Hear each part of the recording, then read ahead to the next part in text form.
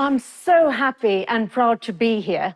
When I told my husband about this wonderful opportunity, he said, TED Talk? Wow, I get to do that a lot around here. It's finally someone else's turn.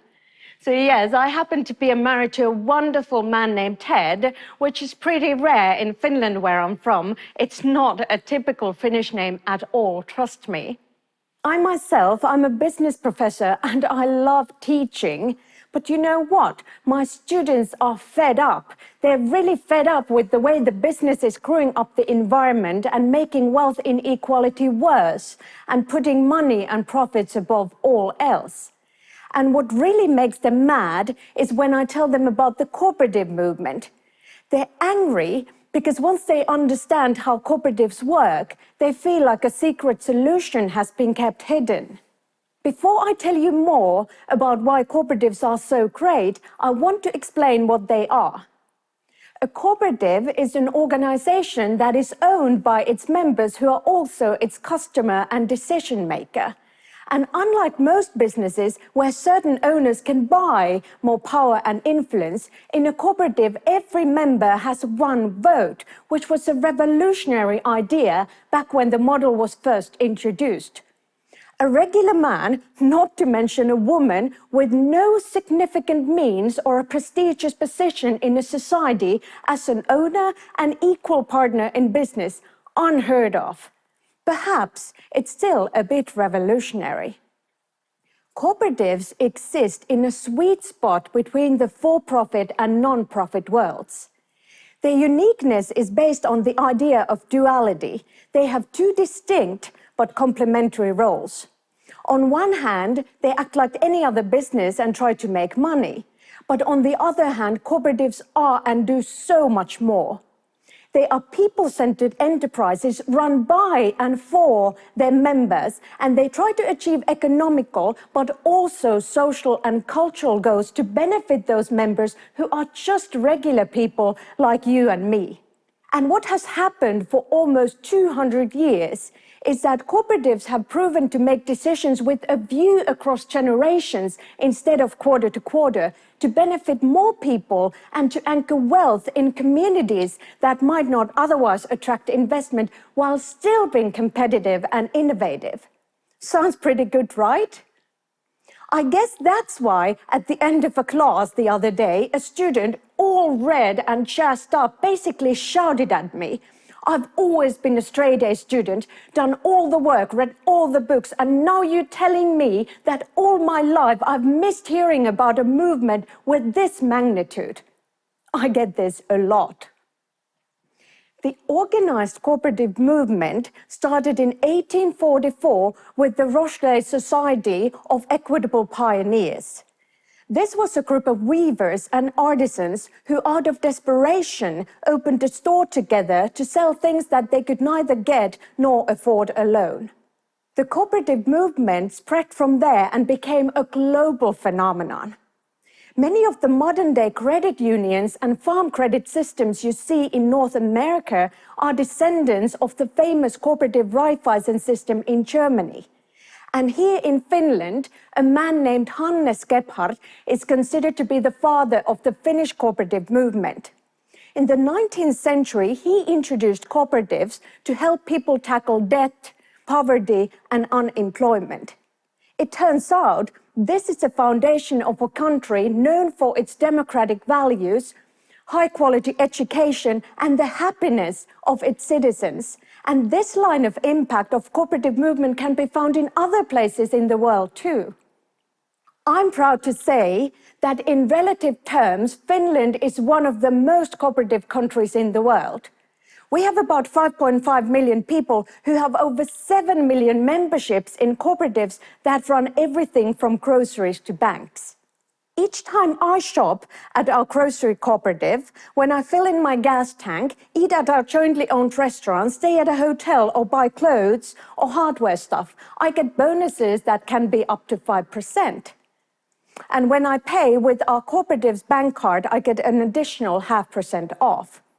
And I know that when the cooperative is doing well, it's not funding a single person's luxury vacation in the Bahamas. Every year, a governance body comprised of elected representatives decides how any operating surplus will be used. Some of the money will go back to the members. For example, this year, our consumer cooperative, Pohjois-Karjalan Osuuskauppa, or PKO, as we call it, it's part of the S Group, which is the biggest cooperative group in Finland. They had a surplus of 2% on members' purchases and 12% return on money invested. When you add up the savings and the return, my family received more than 2,000 euros back, which is more than we spend on groceries in 1 month. Not to mention that our grocery is about 7% cheaper than its main competitor. I'm a member owner in 3 cooperatives, and my husband has 4 memberships: a consumer, a bank, an insurance, and a water cooperative. We have 2 beautiful girls who are 10 and 12 years old, and they are also member owners of the S Group. Their memberships cost us 100 euros each. We want to pass on the legacy and teach them about the benefits of cooperatives early on. And of course, they are very happy about the yearly interest on cooperative capital. But it's not just about us getting money back, it's about the greater good for our community. I'm not only talking about taxes and employment, even though our consumer cooperative is the biggest employer in the area. I'm talking about support for young people, sports, arts, university, and cultural events. For example, as a member of the board of PKO, a few years ago, we agreed to build a sports hall for Lieksa, which is a nearby city here in the eastern part of Finland belonging to our cooperative's operational area. After we built it, the city signed a very long-term rental agreement with us, so financially the investment made sense.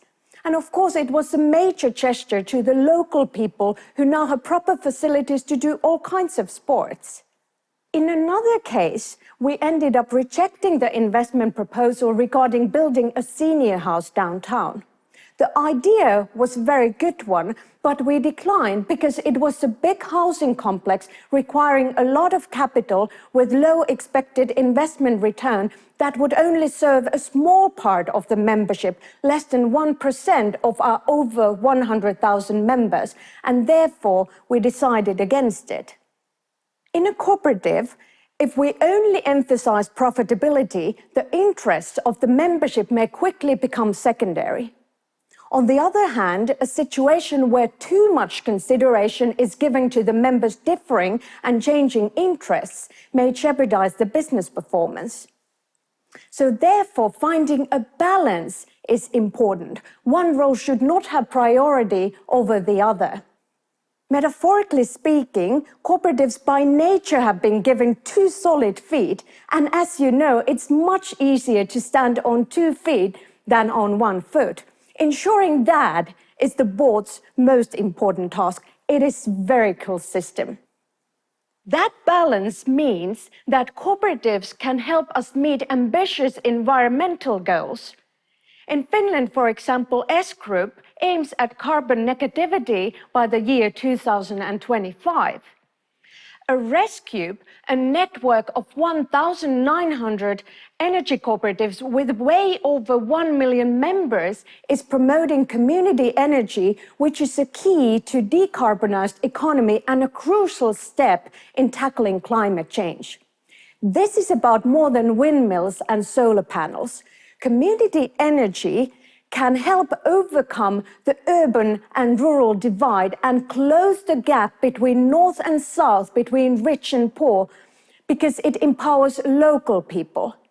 Community energy leads to energy democracy, holding the promise of an economy and a society based on cooperation rather than competition within the boundaries of the planet Earth. What is so wonderful about the cooperative system worldwide is that while cooperatives may sell different products or services, the goal is still the same for all of them: to create sustainable businesses that benefit the people and the communities they serve, lasting for generations. This is also a significant global phenomenon, an invisible giant of the economy, resonating so well with the values of regular people. A form of business that recognizes that we people have other motivations and interests than purely and only economical ones. Today, there are more than 3 million cooperatives around the world, with over 1 billion members employing 280 million people, which is 20% more than multinational companies. Cooperatives sell more than $2 trillion worth of goods and services. That number is larger than the GDP of Canada. Doing good business and doing good at the same time really makes an excellent match. And this really works because it's all about participation. And while having lots of people involved in any project can often make things a little bit more complicated, we can also often get better and fairer outcomes.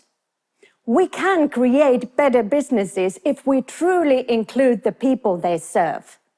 When we Finns travel abroad, we tend to brag about our sauna, sisu, fresh air, clean waters, and endless forests, and of course that the real Santa Claus comes from Finland.